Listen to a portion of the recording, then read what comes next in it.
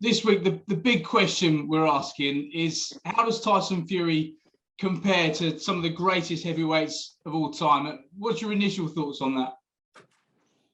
Yeah, I mean, of course, styles make fights, but when you look at the long list of line and the heritage of what Vladimir Klitschko was able to achieve and do in the heavyweight division, and then obviously Tyson toppled him and finished that long, amazing, unbeaten run, I think that then straight away solidified what level Tyson Fury belongs at. And then, of course, you know, that trilogy with Deontay Wilder,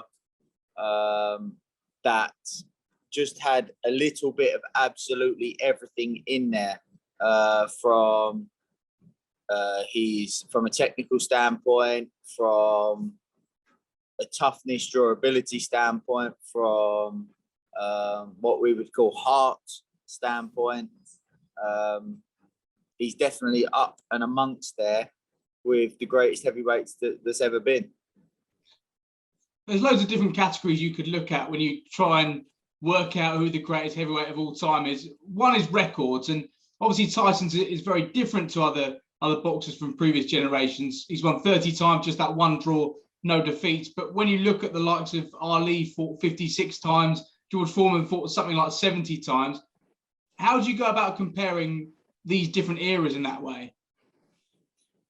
Yeah, this is why it's always very difficult to compare the eras, because obviously, you know, you talk about George Foreman, I think he had like 18 fights during his comeback before he fought for the title, or something like that.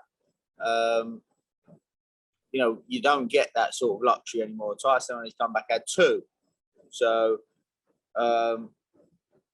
it's hard to compare the records. You have to sort of look at performances, what they've shown in their performances, and against what quality they've done that. Of course, as well, another problem that we always have to overcome when comparing boxers from different eras is often we're comparing a fighter that's still in his career, in the middle of his career, against guys that are all said and done. We don't know if Tyson will box for another 5 years. That's, you know, what he could achieve in another 5 years could blow the rest of them out the water. Yeah. So it makes it difficult. It's probably easier to look at how some of his strengths would compare against some of the greats we've seen. And as you mentioned, that fight against, well, those 3 fights against Deontay Wilder, he pretty much showed everything in those 3 fights. But when you look at his key strengths, which ones of them, inside and outside the ring, stack up compared to those greats? Versatility is probably the most versatile heavyweight I've ever seen. Again, going back to that trilogy, in every fight you look, he performs completely different in every single one of them. It shows different attributes in every single one of them. So it's a tough man to try to work out how to beat when someone's so versatile, but yet so well-rounded in each area. So there's no heavyweight that's ever been that has an easy night with Tyson. And I think when you look at what he does outside the ring, the mind games he employs, the way he champions the sport, the way he promotes the sport, that's got to be up there with the likes of Muhammad Ali. That's surely no question. Oh, for sure. Obviously, Tyson's a controversial character, and, you know, make no bones about it, before Tyson done the comeback, he was probably one of the most disliked athletes in the country, because he was outspoken, controversial, these kind of things. But really, he wasn't being himself, and I think that's partly what he struggled with. Whereas on the comeback, he sort of laid it out there. This is who I am. Showed some vulnerabilities personally, and has become probably the most favourite #1 athlete in the country, close to in the world.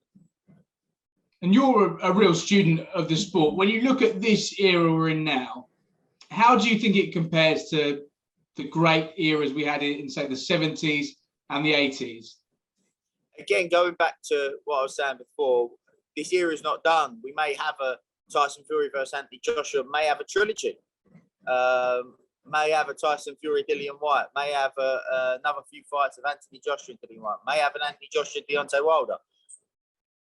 That's without mentioning Usyk mixed in along that. So when it's all said and done, I think it depends on if the guys they've fought each other, no matter who wins. You know, boxing's boxing. Obviously, everybody, it means it's life and death wanting to win.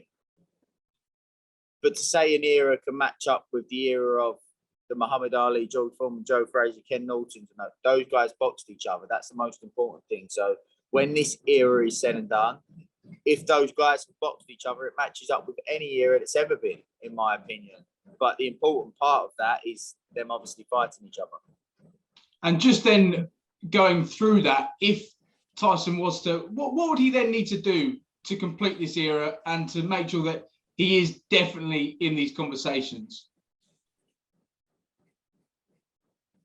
I think people would say that he's in those conversations now, but I think obviously if he was to go and beat the likes of Dillian White and Anthony Joshua and Usyk, that just solidifies, you know, there is no argument that he is up there in the top 3 heavyweights of all time. But look, as you said before, Muhammad Ali suffered losses along the way.